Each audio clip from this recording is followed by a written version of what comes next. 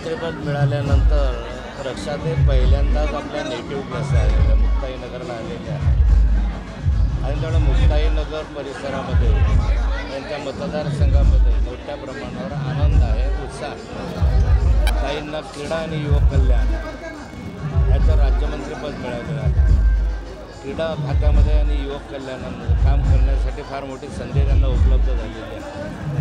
आगामी कालखंडामध्ये आदरणीय नरेंद्र मोदींचं धोरण हे युवकांना आकृष्ट करणं, युवकांच्या कल्याणासाठी क्रीडा धोरण राहील तर क्रीडा या विषयाला प्रोत्साहन देण्यासाठी अनुकूलच आहे. मला आनंद आहे की अन्य कुणाच्या मंत्रिमंडळात स्थान असल्यापेक्षाही मोदीजींच्या मंत्रिमंडळामध्ये रक्षाताईला स्थान मिळालं यापेक्षा मोठा अभिमानाचा आणि आनंदाचा क्षण